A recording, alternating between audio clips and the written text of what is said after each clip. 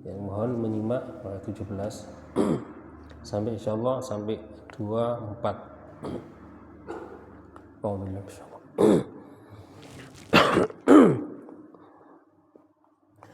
أعوذ بالله من الشيطان الرجيم مثلهم كمثل الذي استوقد نارا فلما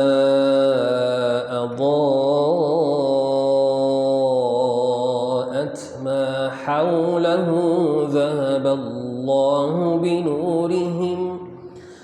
ذهب الله بنورهم وتركهم في ظلمات لا يبصرون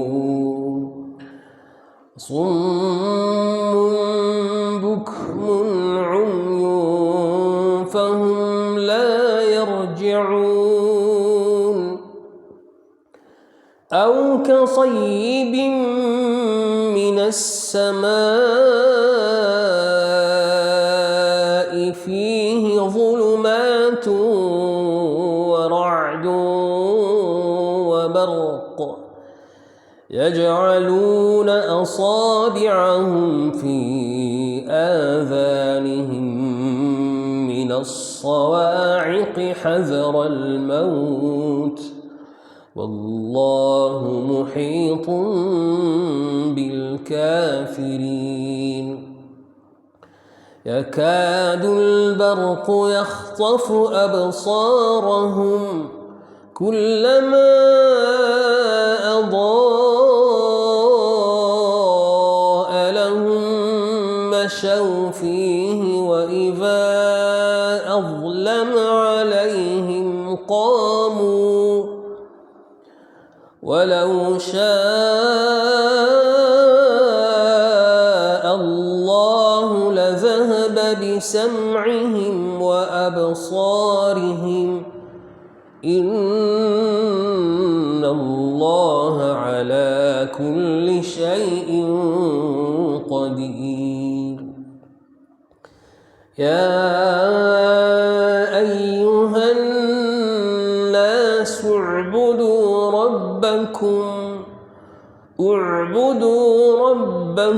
الذي خلقكم والذين من قبلكم لعلكم تتقون الذي جعل لكم الأرض فراشا والسماء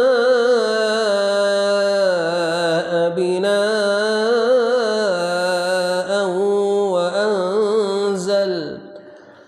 وأنزل من السماء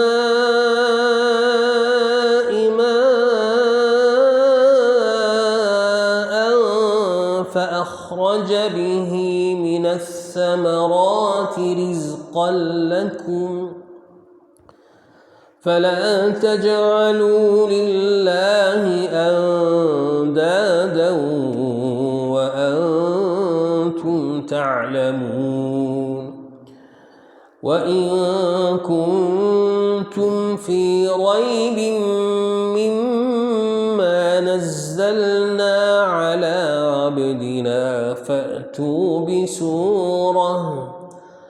فأتوا بسورة من مثله وادعوا شهداءكم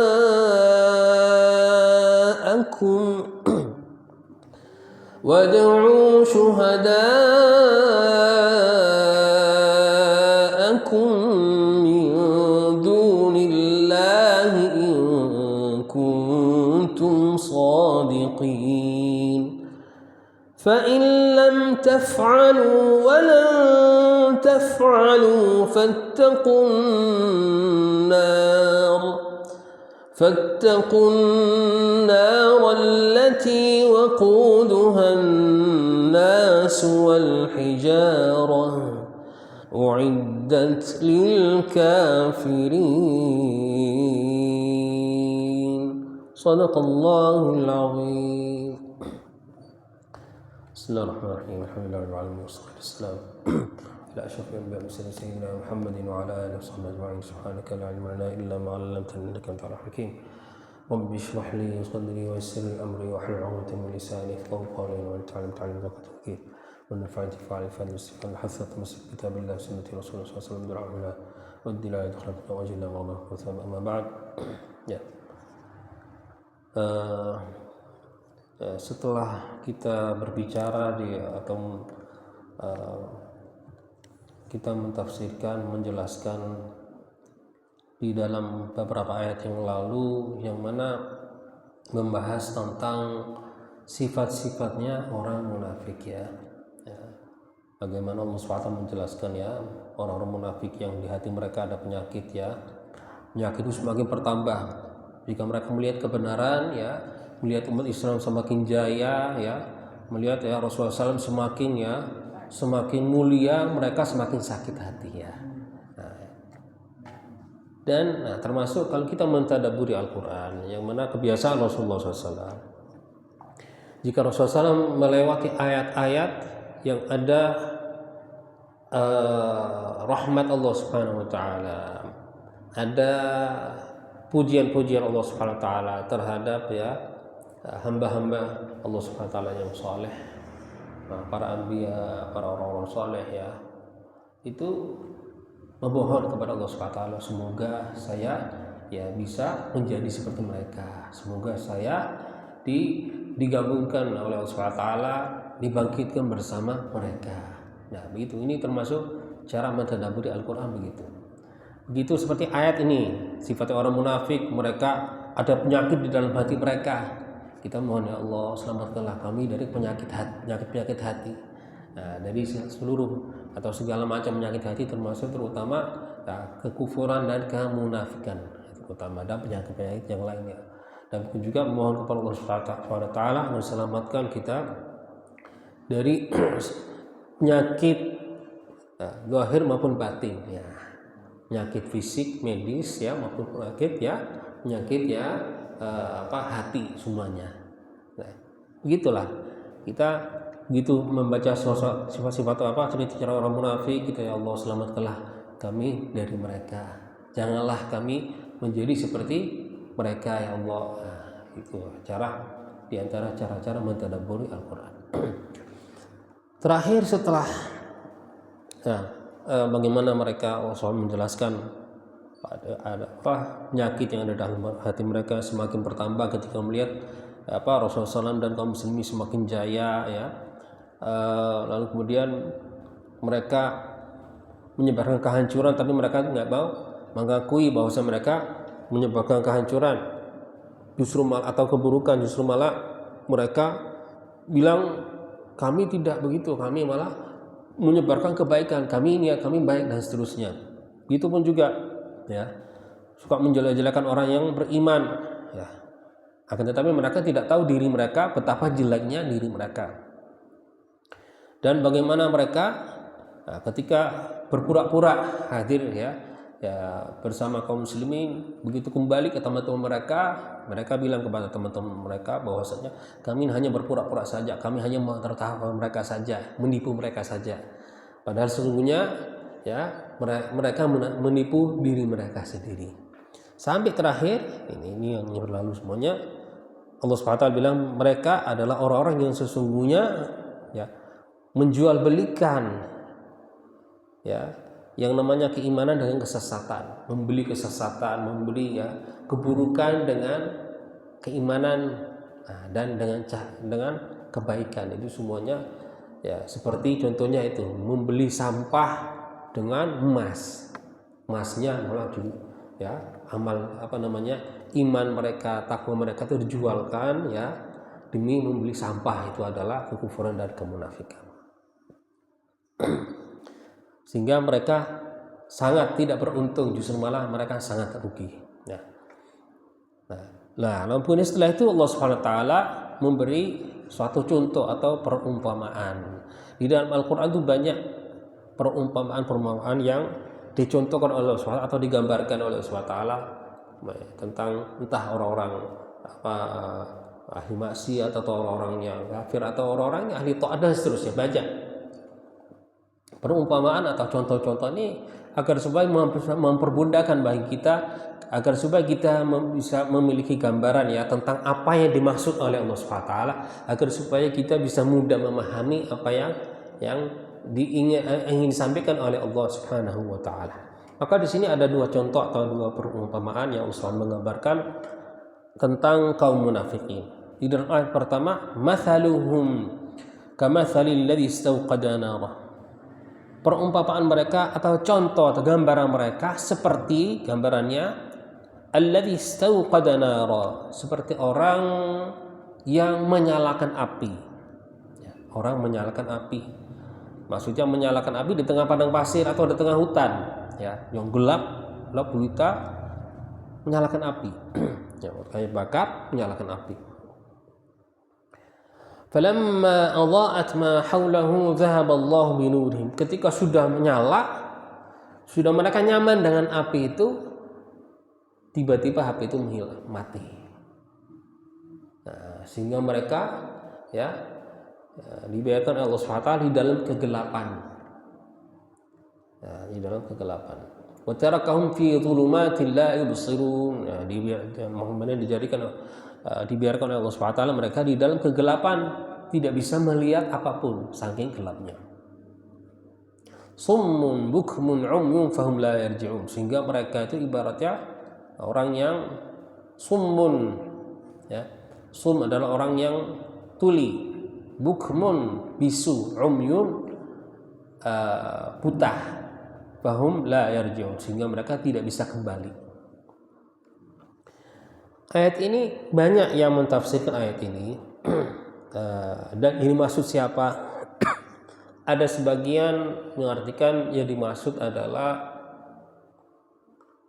kaum Yahudi, ya, walaupun arti yang utama itu kaum munafikin. Ada sebagian ahli tafsir yang mengartikan bahwasanya mereka mentafsirkan bahwasanya yang dimaksud di dalam ayat ini diantaranya adalah kaum Yahudi, yang mana sebelum datangnya Rasulullah SAW ke kota Madinah itu mereka sudah mempromosikan kedatangan Nabi Muhammad SAW. Nanti akan datang Nabi akhir zaman, penutup para Nabi dan Rasul yang akan membawa kebenaran, membawa hidayat, membawa cahaya, dan kami akan mendukungnya dan akan mengikuti dan akan beriman dengan si Nabi yang akan datang muncul di akhir zaman. Terus selalu mereka mempromosikan itu karena mereka mengetahui ini dari kitab-kitab suci mereka, sehingga orang-orang penghuni kota Madinah mereka bukan ahli kitab, tapi orang Yahudi, kaum Yahudi kan ahli kitab. Sehingga mereka tahu info dari kaum Yahudi. Namun ketika Nabi Muhammad SAW masuk ke kota Madinah, penghuni kota Madinah itu beriman dengan Rasulullah SAW, mendukung Rasulullah, justru malah kaum Yahudi malah enggak. Mereka justru malah yang dulunya mau promosikan justru malah mereka enggak ikut. Kenapa demikian? Karena mereka tuh enggak mau ikut karena apa? Gengsi. Karena seharusnya, kata mereka, seharusnya Nabi akhir zaman itu dari suku kami, dari suku Bani Israel, bukan dari orang Arab. Maka mereka itu nggak ikut, nggak mau mengikuti, nggak mau. Padahal semua tanda-tanda kebenaran Nabi Muhammad SAW, ciri-ciri Nabi Muhammad SAW semuanya ada di dalam, sesuai dengan apa yang ada di dalam kitab Tauratnya mereka. Tapi karena gengsinya mereka tidak beriman, sehingga ibaratnya seperti itu mereka itu yang anukan cahaya mempromosikan cahaya kedatangan Nabi Muhammad SAW ini, sehingga mereka ini sudah maksudnya orang-orang yang tidak tahu tentang Nabi Muhammad SAW atau tentang Nabi akhir zaman penasaran tentang kedatangan Nabi akhir zaman, cari tahu tentang. Begitu datanglah Nabi akhir zaman, mereka beriman, justru malah kaum Yahudi ini yang seolah-olah yang membakar apinya justru malah yang tidak mendapatkan manfaatnya api tadi itu. Ada sebagian mengatakan gitu, tapi sebagian besar yang dimaksud adalah kaum munafikin. Karena begini, ada yang menggambarkan ayat ini seperti orang yang membakar api menyalakan api di tempat yang gelap. Setelah itu apinya mati, tidak bisa menyalakan karena apa? Karena mereka tidak memiliki alat untuk menyalakan api. Mereka tidak memiliki alat yang untuk menyalakan api. Nah, sedangkan mereka begitu api mati, mereka tidak bisa menyalakan lagi. Berbeda dengan orang yang memiliki alat untuk menyalakan api, ada bensin, ada ini, semuanya bisa menyalakan api. Ya. Maka yang bisa menyalakan api siapa? Orang-orang yang beriman. Ya. Yang tidak bisa menyalakan kaum munafik. Karena kenapa? Nah, kaum munafik berpura-pura beriman. Berpura-pura beriman. Nah, api ini gambaran dari apa? Ada yang mengatakan api bisa digunakan untuk masak, ya, bakar masak. Api bisa digunakan untuk menghangatkan, ya, tubuh ketika hawa atau suhunya terlalu dingin, ya. Bisa pun juga api bisa diartikan cahaya. Yang dicari dari api ini adalah cahaya. Intinya api ini simbol dari yang dimaksud dalam ayat ini adalah yang dicari dari api ini adalah kenyamanannya. Kaum munafikin ini mereka cari kenyamanan ketika di dunia, ketika mereka berpura-pura beriman. Ya, mereka kalau umumnya, ya, kurban mereka dapat, ya, karena apa? Karena mereka Islam. Padahal pura-pura, jihad, ya, ada dibagi, ya, dari perang, ya. Nah, dari ada harta dari perang yang dibagi untuk kaum muslimin maka dapat, ya. Walhasil mereka tuh serba mendapatkan fasilitas yang didapatkan oleh kaum muslimin. Itu. Sehingga ini kenyamanan yang dicari oleh mereka. Kenyamanan yang dicari oleh mereka. Sedangkan mereka tidak memiliki keimanan, sehingga itu contohnya seperti orang yang menggunakan api nggak punya alatnya untuk menyalakan api. Begitu mati apinya nggak bisa menyalakan lagi. Berbeda dengan orang yang beriman, mereka punya alatnya, ada kayunya, ada bensinnya ada, atau alat-alat ini untuk ada api bisa menyalakan lagi.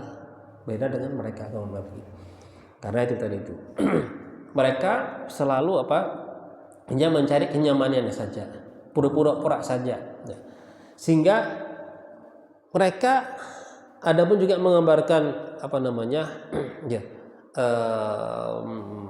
ini hanya mereka secara zahir saja mereka bisa mendapatkan fasilitas yang kenyamanan yang bisa didapatkan oleh kaum muslimin yang ada di sekitarnya, hanya sebatas di dalam kehidupan dunia saja. Ketika meninggal dunia tidak.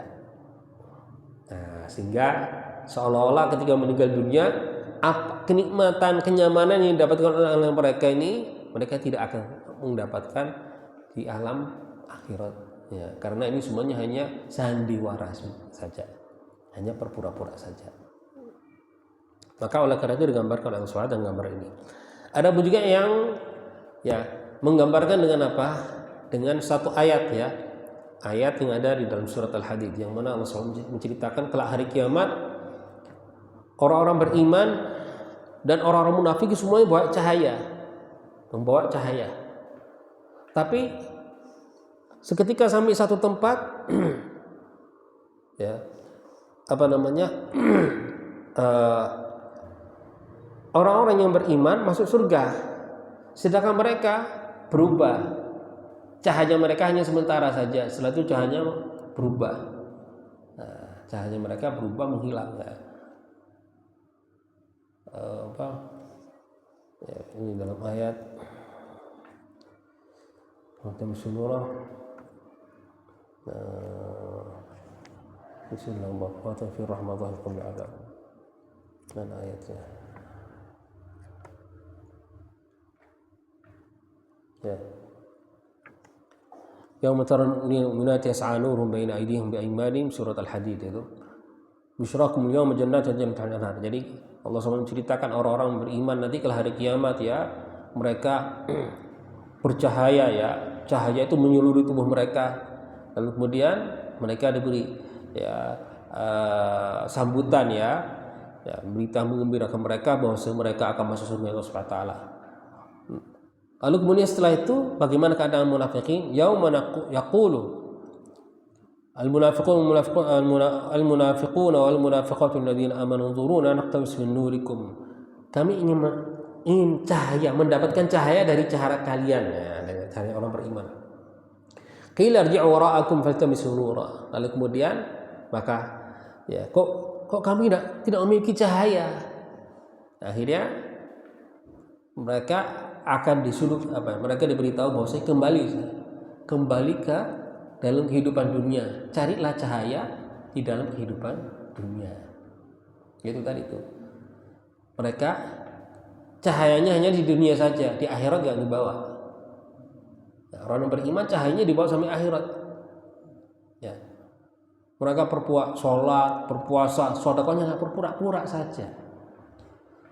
Secara zahir orang lihat mereka sholat, sedekah, puasa, dan beramal-amal zikir dan seterusnya. Tapi hanya sebatas di dunia saja.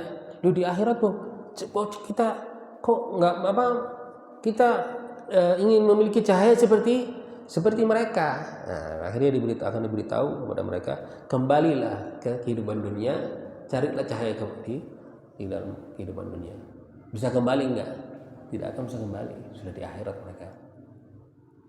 Qila irji'u wara'akum faltamisu nura fadhuriba bainahum bisurun lahu bab batinu fi rahmah wa dhahiruhu min 'adzab.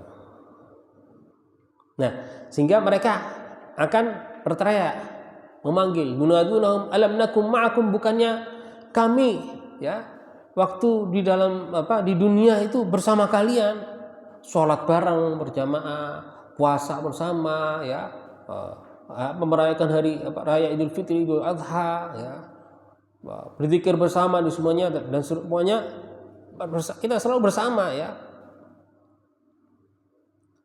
Qalu bala, ya benar, walakinnakum fatantum anfusakum, akan tetapi kalian terbuta dengan fitnah kemunafikan. Kalian berpura-pura, kalian berbohong. Nah, sehingga itu akibatnya begitu. Maka kembalilah ke bahwasanya itu gambaran dari Allah SWT memberi perumpamaan, menggambarkan dengan api. Contohnya orang-orang yang munafik, seperti orang-orang yang menyalakan api di tempat yang kosong atau di alam terbuka, di padang pasir atau di hutan, di malam yang begitu gelap gulita. Tiba-tiba karena mereka tidak memiliki peralatan untuk menyalakan api, ahli apinya mati, maka mereka sudah akan tetap di dalam kegelapan, tidak akan bisa menyalakan api itu lagi. Ini dan sudah kita menjelaskan dengan berbagai macam bagaimana mereka karena di dalam kehidupan dunia berpura-pura, hingga akhirat mereka tidak akan membawa cahaya itu dari itu ke alam akhirat. Lalu kemudian summun bukmun umyun fahum la yarji'un. Sehingga digambarkan oleh Allah seperti orang yang tuli, yang bisu, yang buta, sehingga mereka tidak bisa kembali untuk memperbaiki kesalahan mereka itu, sudah tidak berdaya. Sudah tidak berdaya lagi. Au qasaybin minas sama. Begitu juga Allah Subhanahu wa taala memperumpakan dengan gambaran atau contoh lain lagi. Ini contoh yang kedua atau perumpamaan yang kedua. Au qasaybin minas sama'i fi dhulumatin wa ra'dun wa barq. Ini contoh yang kedua, seperti atau bisa pun dicontohkan mereka seperti kasaybin minas sama, seperti hujan yang diturunkan dari langit oleh Allah Subhanahu wa taala. Hujan ini bukan hanya sembarangan hujan yang fihi dhulumatun wa ra'dun wa barq. Hujan yang lebat, yang awannya itu lebat, gelap, saking lebatnya awannya itu, saking tebalnya. Wa ra'dun wa barq, ada petirnya, ada kilatnya, dan berarti bukan hujan biasa, hujan angin yang istilahnya membuat cuaca buruk. bukan apa istilahnya, hujan yang apa ya, mungkin dari beberapa lagi hujan yang mengkhawatirkan ya, karena begitunya itu ada petirnya, ada angin dan seterusnya. Yaj'alul asabi' fi adhanihim min as-sa'iq hadar al-maut. Yang mana sakingnya takutnya mereka itu sehingga mereka meletakkan jari-jari mereka di telinga mereka kalau butuh suara buldek yang sehingga, dan Allah SWT menggambarkan betapa takutnya mereka sampai bukannya hanya mereka meletakkan ujung jari menaruh ujung jari mereka di lubang telinga mereka, tidak. Yaj'alun asabi'ahum, meletakkan jari-jari mereka di telinga mereka. Bisa nggak orang jari-jarinya masuk dalam semua? Nggak bisa, hanya ujung ya, jari. Tapi ini Allah menggambarkan betapa takutnya, seolah-olah mereka ingin memasukkan jari-jari tangan mereka semuanya ke telinga mereka, saking takutnya tuh, supaya mereka agar supaya tidak mendengarkan suara ya petir yang begitu keras. Hadzarul maut, karena mereka takut khawatir mati. Wallahu muhitum bil kafirin. Jadi Allah Subhanahu wa taala yang mengawasi mereka, mengawasi orang-orang yang kafir. Ini pun juga ada yang menggambarkan, ada yang mengartikan ayat ini dengan yang namanya hujan itu gambaran dari keimanan. Gambaran dari keimanan hujan. Atau mungkin bagi orang-orang munafik itu ibadah mereka, ya, sholat, puasa, ya, haji dan seterusnya, ibadah lainnya yang secara kasat mata itu digambar seperti hujan, ibadah ini semuanya amal soleh taat ya. Tapi kalau hujan itu dengan kilat petir ini semuanya ya, sehingga gelap gitu suasananya, kan berarti ini bukan hujan yang baik, hujan yang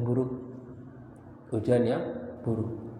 Nah, maka ini petir ini semuanya, kilat ini semuanya gambaran dari dari keraguan-keraguan yang ada di dalam hati mereka. Nah, keraguan-keraguan yang ada di dalam hati mereka. Begitupun juga ada yang menggambarkan ini dengan ada yang mengartikan yang dimaksud ini, ada orang-orang yang dulunya di awal-awalnya masuk Islam, tapi ujung-ujungnya berubah jadi orang munafik. Ya, jadi meragukan ya hal-hal yang berkaitan dengan agama, dengan keyakinan Islam. Nah, ada yang mengatakan ini dimaksud di ayat ini itu adalah mereka. Sehingga itulah tadi itu gambaran dari keraguan ya, petir ya, kilat ini semua gambaran dari keraguan yang dihadapi oleh mereka. Adapun juga yang mengatakan gambaran dari cobaan-cobaan hidup ya, yang diuji oleh Allah Subhanahu wa taala, yang mereka diuji Allah Subhanahu dengan berbagai macam ujian. Begitu menghadapi ujian itu mereka tuh goyang keimanan mereka, sehingga seolah-olah nggak yakin dengan Allah Subhanahu wa taala. Banyak keraguannya, banyak kekhawatiran, banyak ini, sehingga itu tadi itu digambarkan seperti orang yang ketika hujan ya, di kegelapan malam ya, petir ini semuanya, takut dengan suara petir, dengan suara ini semuanya, dan menggambarkan ya kilat betapa terangnya, padangnya ya. Yakadul barqu yakhtafu absarahum, saking terangnya kilat itu seolah-olah membuat mata mereka bisa buta.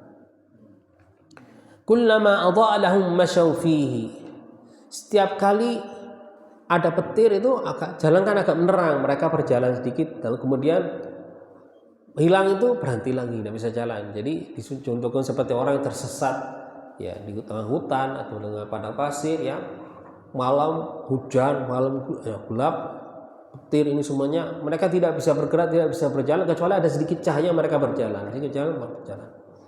Nah, kullama adha'a lahum mashufi wa idza adlama 'alaihim qamu. Ketika mereka mendapatkan ada cahaya sedikit pun mereka berjalan. Wa idza adlama 'alaihim qamu. Jika tidak ada cahaya, ya mereka tidak akan bergerak, akan tetap di tempat mereka. Ya, yang mana mereka di sana. Ya. Adapun juga yang dari para ulama yang mengartikan cahaya yang diikuti oleh mereka, petir yang diikuti mereka, itu adalah kesempatan untuk memfitnah umat Islam, kesempatan untuk mengadu domba umat Islam, kesempatan untuk mencari celah-celah umat Islam dan kaum muslimin. Ya. Jadi ini semuanya pokoknya menggambarkan kekacauan yang terjadi di dalam hati mereka, sehingga cahaya yang dimaksud di sini cahaya petir bukan cahaya ini ada yang mengartikan bahwa itu tadi itu ada mereka mencari kesempatan untuk menjatuhkan umat Islam, sekecil apapun mereka tertarik hal itu. Walau sya'allahu la dhahaba bisam'ihim wa absarihim innallaha 'ala kulli syai'in qadir. Jika Allah Subhanahu wa taala ingin, Allah Subhanahu wa taala bisa mencabut pendengaran mereka dan penglihatan mereka. Innallaha 'ala kulli syai'in qadir. Allah Subhanahu wa taala Maha mampu untuk melaksanakan apapun yang ingin dilaksanakan oleh Allah Subhanahu wa taala. Maka ini beberapa ayat yang membahas tentang mencontohkan beberapa ayat tentang kekacauan kaum munafik, kegaduhan yang ada di dalam hati mereka. Ya. Sehingga di sini ada yang mengatakan hujan itu bermanfaat, bisa membawa berguna. Akan tetapi jika hujan dalam gambaran semacam itu, maka ini hujan yang mengkhawatirkan. Hujan yang mengkhawatirkan. Hujan-hujan biasa. Tapi kalau hujannya itu petir ini semuanya, angin ini kan kita bingung. Takutnya termasuk menjadi bencana bisa rumah bisa ambruk, bisa ini bisa itu. Nah, maka itulah biasanya hujan digambarkan untuk sesuatu yang baik. Tapi kalau hujan dengan gambaran semacam ini malah bukan hal yang baik. Maka oleh karena itu gambaran dari hatinya seorang munafik.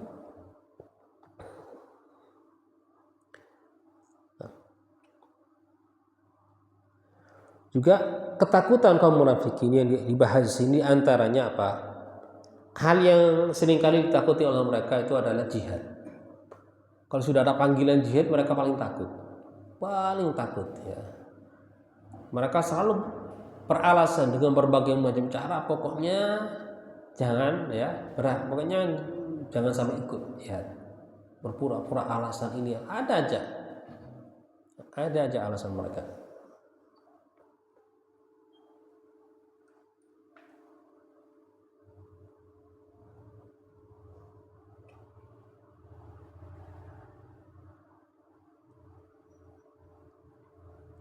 Adapun juga yang mengartikan bahwasanya petir ini semuanya selain ujian yang dihadapi oleh mereka, itu adalah perintah-perintah syariat. Perintah-perintah syariat yang bagi mereka dianggap berat. Bagi mereka dianggap itu berat sehingga membuat mereka itu membuat mereka malas untuk menjalankan ini dan itu dan seterusnya. Terjadilah kebingungan di dalam hati mereka.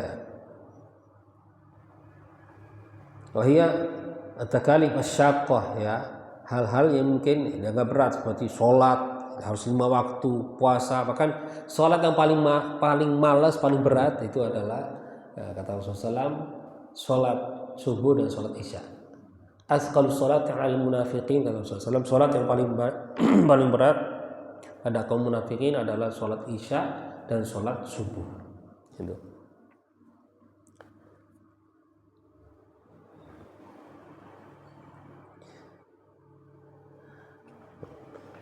Dan juga kekhawatiran yang ada dalam hati mereka pun juga Ada yang mengatakan sehingga mereka menutup telinga mereka, itu ada yang mengatakan ketika mereka mendengarkan ya ancaman-ancaman bagi orang yang tidak beriman, bagi orang-orang ahli maksiat, bagi orang-orang pembohong, bagi orang-orang ya yang suka mengadu domba, membangun fitnah, mereka takut, nggak mau dengar, tidak mau mendengarkan itu dari larangan-larangan, sehingga ditutup ya telinga mereka dengan tangan, dengan jari-jari mereka ditutup erat gitu, seolah-olah itu tadi itu mereka ingin memasukkan ya jari-jari mereka ke telinga mereka untuk menutup telinga mereka. Ini semua menggambarkan kekacauan, kegaduhan, kebingungan ya, kegelisahan yang dialami oleh seorang munafik. Nah, kita bisa bayangkan betapa digambarkan Allah SWT dengan berbagai macam gambaran ini. Itulah hatinya seorang munafik. Terombang kena kena cobaan ini, dapat itu, dan mendengar ini, itu berubah terus, sehingga mudah sekali imannya itu ya berubah. Nah, itulah seorang munafik. Semoga kita insyaallah semuanya dijaga oleh Allah dari sifat kemunafikan. Ada seorang zaman dahulu yang bilang kepada seorang sahabat atau suatu imam, alhamdulillah setelah mendengarkan cerita-cerita orang munafik ya, bagaimana cerita yang munafik di zaman Nabi, di dalam ayat Al-Quran, sehingga mengatakan alhamdulillah di zaman kita nggak ada orang munafik. Dijawab oleh seorang ulama ini, kata siapa nggak ada orang munafik di zaman sekarang? Anda sekarang kalau duduk ya di satu majelis, saking banyaknya orang munafik, kalau seandainya orang munafik itu ada ekornya nggak bisa duduk. Saking banyaknya. Tapi munafik ada dua macam ya. Ada yang munafik yang memang ini tadi berpura-pura untuk beriman, ada yang enggak, tetap dia muslim tapi perilakunya seperti perilaku orang munafik, suka berbohong, suka menipu ya, suka mengkhianati ya, suka madu domba itu. Yang mana kalau kita lihat pokoknya intinya mungkin yang antara munafik yang tidak beriman atau yang muslim beriman tapi memiliki sifat kemunafikan, mungkin di antara kebersamaan antara mereka itu cari kenyamanannya, cari kemaslahatan, di mana ya dia merasa beruntung, merasa nyaman, ya dia ikut ke situ. Apalagi kalau sudah berkaitan dengan masalah uang, masalah kekuasaan, masalah politik, yaitu kita sendiri lihat banyak ya yang jadi bunglon ya, ngomongnya begini ya, nanti kalau sudah beda lagi ya, nyalon sekarang gini, nanti nyalon ya 5 tahun ke depan nanti berubah lagi, ikut sini loh, ikut sana bela ini ya, itulah kemunafikan. Di antara contoh-contoh kemunafikan yang nyata yang kita tahu sendiri. Lalu kemudian setelah itu selesai ini bahas tentang kaum munafikin, yang mana dimulai sejak mulai ayat ke-7 sampai ayat ke-20 sudah selesai tentang bicara tentang orang-orang munafik. Setelah ini sudah berbicara tentang hal lain lagi. Ya ayyuhan nas u'budu rabbakum.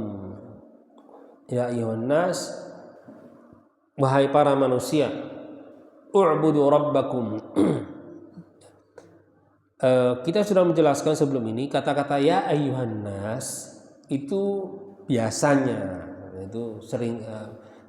lebih banyak di dalam surat-surat yang di Mekah ya, Makkiyah. Tapi ini enggak, ini pengecualian. Ini surat ini kan Madaniyah, surat yang turunnya setelah hijrah.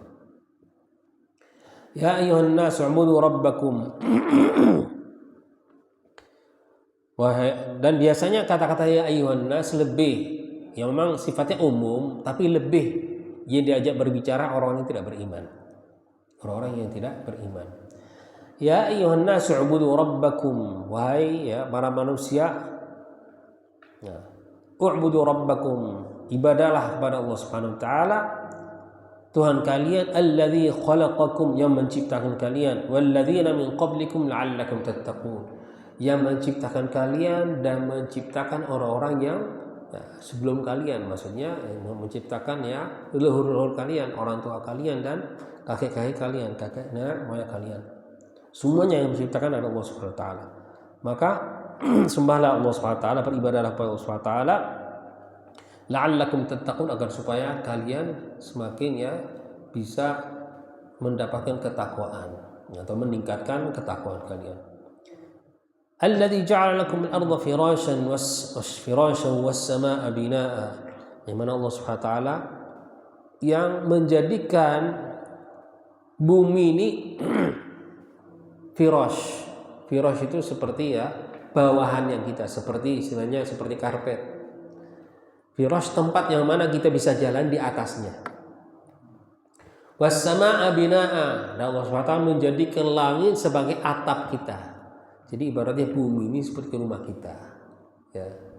Nah, kita berjalan di bumi, ya, anggap bumi ini seperti sebagai rumah kita. Atap rumah kita adalah langit. Was-samaa'a binaa'a wa anzala minas samaa'i maa'a, dan Allah SWT menurunkan dari langit ya air hujan. Fa akhraja bihi minas thamarati rizqan lakum, dan Allah SWT menurunkan dari fa akhraja bihi minas thamarati rizqan lakum, dengan hujan yang diturunkan oleh Allah SWT ini, maka kami bisa menikmati berbagai macam jenis buah-buahan ya, sayur-sayuran, tumbuhan-tumbuhan ya, daun-daunan dan seterusnya. Rizqan lakum, sebagai rizki dari Allah Subhanahu wa taala. Sesuatu hal yang menarik ketika di dalam firman Allah Subhanahu wa taala, falyanzurul insanu ila ta'amih, ya, ini di dalam surat surat At-Tariq, falyanzurul insanu ila ta'amih. Ini bukan surat Al-Baqarah, surat lain lagi. Ini Allah SWT mengatakan falyanzur, di dalam firman ayatnya, falyanzurul insanu ila ta'amih. Allah SWT himbauan dari Allah SWT agar supaya kita ini sehendaknya merenungi, mentafakuri makanan yang kita dikonsumsi ya, makanan apa saja yang masuk di dalam mulut kita, masuk perut kita. Falyanzurul insanu ila ta'amih. Kalau dibahas ini nggak ada selesainya, tapi intinya apa yang dimaksud melihat atau mentafakur, mentadabburi makanan yang kita memakan, mengonsumsi. Di antaranya begini, ketika makanan ada disajikan di hadapan kita ini, contoh ya, rawon atau soto atau apa saja, nasi aja, coba kita bilang nasi saja, nasi ini makanan yang ada di hadapan kita. Sebelum kita memasak ya dari beras menjadi nasi, ini perjalanannya sejak mulai awal diciptakan Allah SWT sampai ada disajikan di hadapan kita ini bagaimana? Coba kita bayangkan, sejak mulai bibit ya, siapa yang menurut bibit itu siapa? Lalu kemudian ya hujan yang turun, itu hujan yang turun, yang mana hujan itu diturunkan oleh para malaikat. Setiap tetes hujan diturunkan oleh para malaikat ya, diperintahkan pokoknya nggak meleset 1 mili pun nggak meleset dari tempat yang diperintahkan Allah SWT. Belum petani belum hewan-hewan yang ikut ya terlibat di dalam masalah. Nah, ini sampai dipanen, sampai dijual, sampai di masa di hadapan kita. Hanya nasi saja, melewati perjalanan yang panjang. Ya ikut campur ya dari para makhluk lepas dari Allah SWT ya, campur sama makhluk Allah SWT, dari para malaikat, manusia, dan binatang-binatang yang lainnya. sampai ada sajikan di hadapan kita. Ini kalau satu macam saja. Kalau dianu ya, dibumboni jadi nasi goreng ya. Garamnya itu perjalanannya bagaimana ya, mericanya perjalanan bagaimana, dan ini semuanya semua soto, ini semua bumbunya rawon. Kalau kita mentadaburi, mentafakuri, ini semuanya perjalanan yang panjang sampai ditakdirkan oleh Allah SWT menjadi rezeki kita. Setelah itu kok semudah itu kita harus enak dibuang ya, dihina, dibuang, sedikit buang-buang. Makanya jangan gampang buang-buang makanan. Kita harus mentadaburi, mentafakuri, itu perjalanan yang panjang, itu semuanya ditakdirkan oleh Allah dari berbagai macam negara, mungkin ya, dari berbagai wilayah, semuanya gabung jadi satu makanan, satu soto, entah rawon, entah gulai, entah apa, disajikan di hadapan kita. Ini pertama, makanan saja. Maka kita dianjurkan untuk, atau himbauan bagi kita untuk mentafakuri, mentadaburi, merenungi makanan yang ada di hadapan kita nih. Dari mana datangnya? Melalui perjalanan proses yang panjang sampai, lalu kemudian masuk mulut kita, proses ya, mulai masuk sampai keluar semuanya. Yang hal-hal yang bergizi ya ini diserap oleh tubuh kita, yang ada vitaminnya ini semuanya. Sehingga terus yang racun-racun ini keluarkan semua. Ini proses lain lagi. Kita mensyukuri bagaimana makanan itu bisa masuk mulut kita ya dengan mudah. Kalau kita loro untu ya apa makannya ya, kalau pas lagi seriawan makannya gimana. Nah, kalau lagi mengalami masalah dalam mulut kita saja, lidah kita, atau kalau kita lagi flu berat, makan nggak ada rasanya. Sehari-hari, tapi itu kan berapa hari saja, paling sehari-hari kita bisa menikmati semuanya. Ini butuh kita mentadaburi, mentasyakuri ya. Ini semuanya, merenungi ini semuanya. Masuk perut kita dengan mudah, masuk perut kita.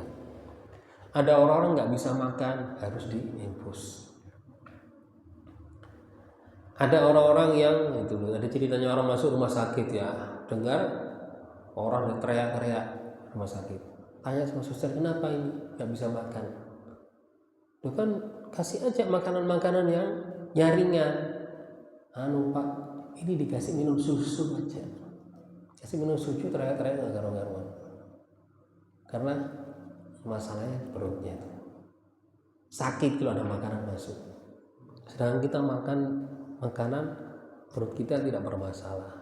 Ini perlu kita menghormati. Lalu kemudian ya, di dalam perut ini bisa memproses ini semuanya ya, sampai yang racun-racun bisa keluar semuanya. Seorang manusia kalau racun tidak keluar dari tubuhnya berapa hari mati. Ya, ini semua yang proses ini semuanya keluar dengan lancar semuanya. Maka oleh karena itu kita diajarkan untuk setelah qada'ul hajat kita bersyukur kepada Allah SWT. Sayyidina Ali bin Abi Thalib kalau keluar dari kamar mandi setelah baca doa ya yang diajarkan Rasulullah SAW, mengusap perutnya, alhamdulillah ya laha min ni'mah law 'arafa an-nas qadraha. Kata Sayyidina Ali, ya sungguh nikmat yang amat besar sekali jika orang-orang bisa mengetahui betapa ya besarnya nikmat ini. Nikmat ya kita bisa qada'ul hajat, bisa mengeluarkan kotoran yang ada di tubuh kita dengan lancar, dengan mudah. Maka ini tadi, ini dari hujan yang diturunkan Allah SWT, maka tumbuhlah dari itu berbagai macam jenis buah-buahan, sayur-sayuran ya, daun-daun tumbuh-tumbuhan yang mana ini bisa jadi kita mengonsumsi itu menjadi makanan ya, diolah menjadi sesuatu yang lezat yang kita bisa menikmati. Maka fala taj'alu lillahi andada, maka janganlah menyebutkan ya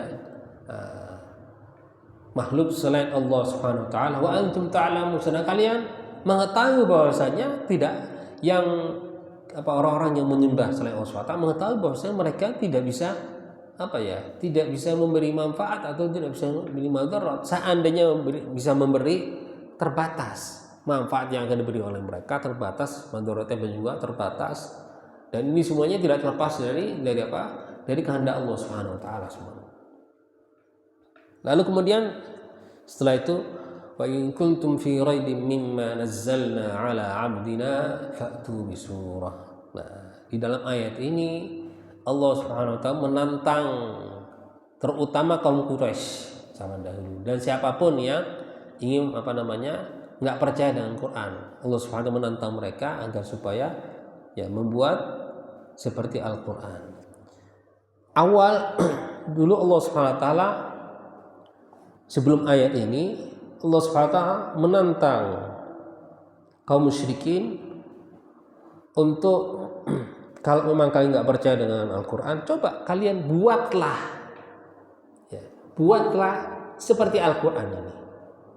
Buatlah kitab seperti Al-Quran. Itu dalam firman Allah Subhanahu wa taala, "Falyatu bihaditsin mithlihi in kanu shadiqin." Kalau kalian nggak percaya dengan Al-Quran atau kata Rasulullah SAW, kata Allah Subhanahu wa taala, katakanlah wahai Nabi Muhammad SAW kepada mereka, jika kalian tidak percaya dengan Al-Quran, maka biarlah mereka membuatlah kitab seperti Al-Quran.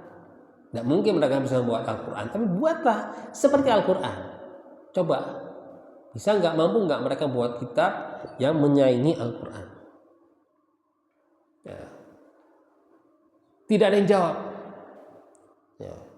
Kaum musyrikin yang mereka yang paling fasih sepasih-fasihnya orangnya, mereka tidak ada satupun yang menjawab tantangan Allah Subhanahu wa taala untuk membuat kitab seperti Al-Quran atau untuk menyaingi Al-Quran. Kenapa tidak ada itu? Karena mereka tidak ada. Mereka tuh yakin tidak ada yang mampu untuk menyaingi Al-Quran atau membuat seperti Al-Quran. Lalu kemudian setelah itu tantangan Allah Subhanahu wa taala dipermudahkan oleh Allah Subhanahu wa taala. Awalnya buatlah seperti Al-Quran, nggak mampu wis. Allah Subhanahu wa taala, fa'tu bi 'ashri suwari muftariyatin min mithlihi. Kalau nggak mampu, cobalah buat 10 surat saja. 10 surat maksudnya surat palsu lah yang bisa menyaingi menyaingi Al-Quran lah. Jangan kalian nggak mampu membuat seperti Al-Quran, buatlah 10 surat saja. Enggak apa sudah. Mungkin keberatan membuat Al-Quran, membuat kitab untuk supaya yang bisa menyaingi Al-Quran, maka kata Allah Subhanahu wa taala, buatlah 10 surat saja sudah. Nah, jadi tantangannya diringankan, dipermudahkan lagi oleh Allah Subhanahu wa taala.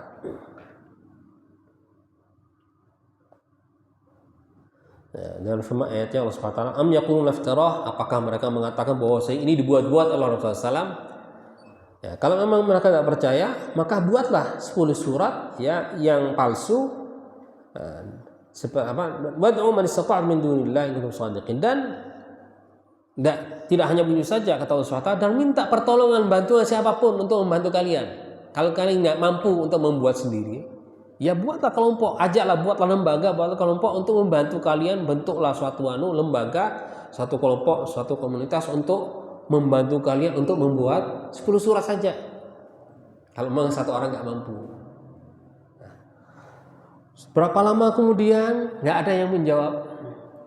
Setelah berapa orang yang menjawab, nggak ada yang bisa menjawab. Baru Allah SWT mengatakan, wa in kuntum fi raibin mimma nazzalna ala 'abdina, kata Allah SWT, dan sesungguhnya jika kalian, ini kepada kaum musyrikin, khususnya kaum Quraisy, fi raibin mimma nazzalna ala 'abdina, masih meragukan apa yang atau kami menurunkan kepada hamba kami, kepada Rasulullah SAW, maka fa'tu bi surah, maka sudah, tidak usah buatlah satu kitab seperti Al-Quran, tidak usahlah membuat 10 surat seperti Al-Quran, buatlah 1 surat aja. Fa'tu bi suratin min mithlihi, buatlah 1 surat saja. Surat di dalam Al-Quran yang paling kecil apa? Inna a'tainakal kautsar. Inna a'tainakal kautsar itu setiap ayat itu banyak, setiap ayat ya penuh dengan keindahan, penuh dengan kemukjizatan. Ini kalau kita anu saja ya, secara ringkas saja. Inna a'tainakal kautsar, ayat pertama. Allah SWT memberitahu Rasulullah SAW tentang telaga Kautsar yang telah disiapkan oleh Rasulullah SAW kepada untuk Nabi Muhammad SAW kelak di akhirat. Nah, ini termasuk mukjizat berbicara tentang hal yang gaib yang kelak akan datang, ya. Bukan di akhir zaman, justru malah nanti di alam akhirat di surga. Lalu kemudian fasholli li rabbika wanhar, ayat kedua. Ada kemukjizatan di sini. Apa kemukjizatan dalam ayat yang kedua? Fasholli li rabbika wanhar, perintah oleh Allah SWT bagi Rasulullah SAW untuk sholat. Sholat apa? Sholat Idul Adha. Sedangkan waktu turun Inna a'tainakal kautsar, Rasulullah SAW di Mekah. Rasulullah SAW masih di Mekah. Di Mekah sholat berjamaah nggak bisa, apalagi sholat Jumat, apalagi sholat Idul Adha. Bagaimana Allah SWT mengatakan sholatlah sholat Idul Adha? Nah, maksud Allah SWT, dan bukan hanya sholatlah sholat Idul Adha dan sembelihlah kurbanmu. Nah, maksudnya nanti Anda akan bisa melakukan ini. Nah, kelak nanti setelah berapa tahun kemudian, setelah hijrah ya, itu nanti akhirnya itu Rasulullah SAW bisa sholat berjamaah, menyiarkan sholat berjamaah, sholat Jumat, sholat Idul Fitri, Idul Adha, menyembelih kurban, menyiarkan Idul Fitri, Idul Adha semuanya. Maka ini pun juga mengandung hal-hal yang gaib, mengandung kemujizatan. Ayat yang kedua. Ayat yang ketiga, inna syani'aka huwal abtar. Ini Allah SWT berbicara tentang seorang yang memusuhi Rasulullah SAW, ya, yang menghina Rasulullah SAW dengan mengatakan bahwa Rasulullah SAW itu kasihan, nggak punya keturunan laki-laki, ya. Jadi yang membuat orang itu terkenal atau membuat orang itu istilahnya apa ya, tidak dilupakan di dalam sejarah jika dia memiliki keturunan laki-laki yang bisa meneruskan perjuangannya. Sedangkan Rasulullah Nabi Muhammad nggak punya keturunan laki-laki, semuanya perempuan yang laki sudah meninggal semuanya dalam usia balita. Nah, kata Allah SWT, inna syani'aka huwal abtar. Ya, ketahuilah bahwa sesungguhnya orang yang membencimu, ya, orang yang memusuhimu ini, yang keturunannya akan terputus. Sedangkan keturunan Rasulullah akan bersambung sampai kiamat. Nah, jadi inna a'tainakal kautsar, surat Al-Kautsar, surat yang paling terbaik dalam Al-Quran. Setiap ayat itu penuh dengan kemukjizatan. Maka Allah SWT menantang kaum musyrikin, mampulah, bisalah kalian membuat surat seperti Inna a'tainakal kautsar yang penuh dengan kemukjizatan? Tidak akan mampu. Wad'u syuhada'akum min dunillahi in kuntum shadiqin. Dan ajaklah orang-orang, maksudnya yang bersaksi atau orang-orang yang menyaksikan bahwasanya kalian itu benar, ya. Bahwasanya hasil intinya itulah Allah SWT menantang mereka, ya, untuk berusahalah untuk membuat surat seperti Al-Quran. Tidak ada yang menjawab tantangan ini. Sehingga akhirnya Allah SWT menunggu satu ayat di dalam surat yang lagi mengatakan, qul la in ijtama'atil insu wal jinnu ala an ya'tu bimithli hadzal Qur'an la ya'tuna bimithlihi walau kana ba'dhuhum li ba'dhin dhahira. Setelah ini sekian lama tidak ada yang menjawab, apa kata Allah SWT? Bilana, katakanlah Muhammad SAW kepada kaum musyrikin, qul, katakanlah kepada mereka, la in ijtama'atil insu wal jinnu, jika kaum manusia dan kaum jin semuanya berkumpul, ala ayatu bimithli hadzal Qur'an, supaya mereka membuat karya, menciptakan ya suatu karya seperti Al-Qur'an atau yang menyaingi Al-Qur'an, la ya'tuna bimithlihi, tidak akan mampu. Walau kana ba'dhuhum li ba'dhin dhahira, walaupun mereka tuh bekerja sepenuh tenaga mereka, walaupun mereka bekerja itu siang malam bersambung, ya, sip-sipan, maunya kerja semuanya, berusaha, tidak akan mampu, percuma, kata Allah. Maka sejak zaman dahulu kaum musyrikin itu walaupun mereka sangat, ya, tidak menyukai, ya, ajaran Al-Quran dan seterusnya, tapi tidak ada satupun yang menjelekkan Al-Quran, nggak ada. Tidak ada satupun yang menjelek-jelekan atau mencaci maki Al-Quran, nggak ada. Karena apa? Mereka tidak menemukan ada celah-celahnya dalam Al-Quran. Tidak menemukan ada sesuatu yang cacat atau yang salah atau yang tidak tidak enak, nggak ada. Mereka mengetahui Al-Quran itu penuh dengan keindahan. Bahkan sampai-sampai ceritanya mereka itu sering nguping mendengarkan Al-Quran. Jadi kalau mereka lewat di depan rumah Rasulullah SAW, mereka mendengarkan bacaan Rasulullah SAW. Nguping. Apalagi yang membaca Nabi Muhammad SAW, ya lebih menarik ya bacaan Rasulullah SAW. Sampai-sampai yang lucunya apa? Kadang lewat di depan rumah Rasulullah SAW itu menguping mendengarkan. Ada temen yang lewat pura-pura benerno sandal. Isin ketahuan temennya. Ini satu pura-pura ini. Padahal mereka tujuannya apa? Datang situ ingin menyimak, mendengarkan Al-Quran. Saking apa? Karena mereka bisa menikmati keindahan Al-Quran, lantunan ayat suci Al-Quran. Tapi mereka itu karena gengsinya mereka tidak ingin mengaku bahwa kebenaran Al-Quran. Di akhir ayat ini kata Allah SWT, setelah Allah SWT menantang mereka untuk membuat surat untuk bisa menyaingi Al-Quran, fa illam taf'alu, jika kalian tidak melakukan itu, walan taf'alu, dan tidak akan mampu kalian untuk melakukan itu, kata Allah SWT. Jadi fa illam taf'alu, jika kalian tidak melakukan itu, walan taf'alu, dan tidak akan mampu, memang tidak akan mampu melakukan itu, maka bertakwalah kepada Allah SWT. Fattaqun nar, takutlah kepada ingatlah azab Allah Subhanahu wa taala, yang mana nanti kelak api di hari kiamat, waquduhan nasu wal hijarah. Kayu bakarnya adalah manusia dan batu-batu. Uiddat lil kafirin, yang disediakan oleh Allah SWT untuk orang-orang yang kafir. Naudzubillah min dzalik. Semestinya cukup. Allah Subhanahu wa taala bersama dengan Fatihah.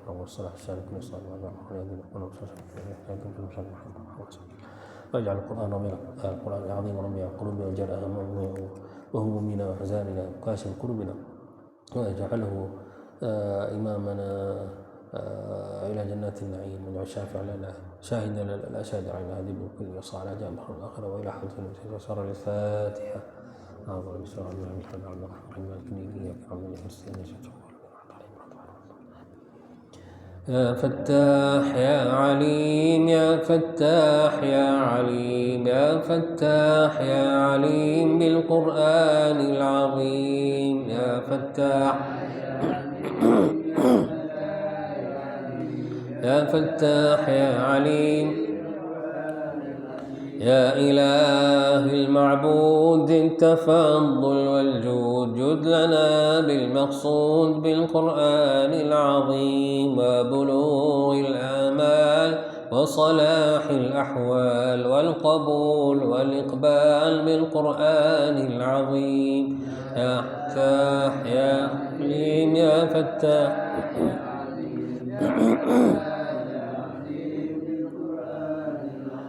وصفاء الأسرار وتوالي الأنوار وامتداد الأعمار بالقرآن العظيم. ربنا فانفعنا وبه فارفعنا واهدنا وارحمنا بالقرآن العظيم. فتاح يا عليم يا فتاح يا عليم يا فتاح يا عليم بالقرآن العظيم. وفقنا للخيرات واتباع الآيات في جميع الأوقات بالقرآن العظيم. أنت رب الأرباب الغفور التواب، تب على من قد تاب بالقرآن العظيم. فتاح يا عليم يا فتاح يا عليم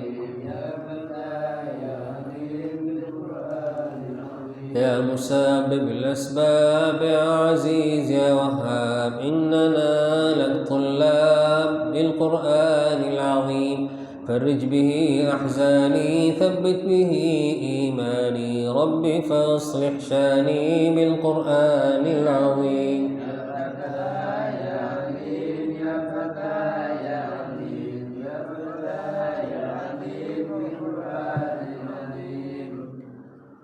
ربي فاشرح صدري ربي فاشدد أزري ربي وارفع ذكري بالقرآن العظيم ربي فاصلح قلبي ربي واغفر ذنبي ربي واستر عيبي بالقرآن العظيم يا فتاح عليم يا فتاح يا عليم ربي واغفر وارحم واعف عما تعلم أنت أعلم واكرم بالقرآن العظيم ربي واصلح الأمة وأزل الظلمة واجل عنا النقمة بالقرآن العظيم يا فتاح يا فتاح يا عليم يا فتاح يا عليم ربي وفق للسير في طريق أهل الخير واكفنا كل الضير بالقرآن العظيم عمنا بالرحمة وكمال النعمة واندفاع النقمة بالقرآن العظيم يا فتاح يا عليم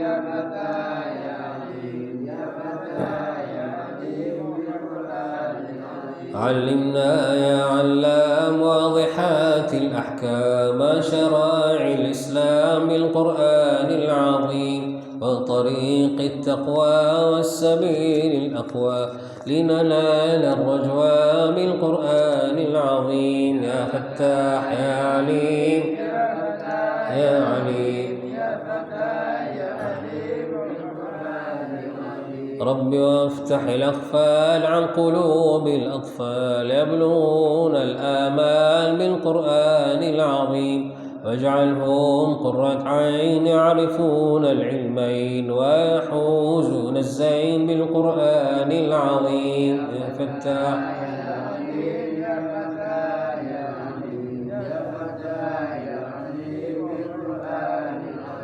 واجعلهم قرة عين يعرفون العلمين ويحوزون الزين بالقرآن العظيم واصلحهم واهليهم رب بارك فيهم ربنا يهديهم بالقرآن العظيم يا فتاح يا فتاح يا عليم دائما ربي صل على النبي المرسل بالكتاب المنزل بالقرآن العظيم وعلى كل الآل والصحابة الأبطال ودعاة الجهال بالقرآن العظيم يا فتاح يا عليم يا فتاح يا عليم يا فتاح يا عليم بالقرآن العظيم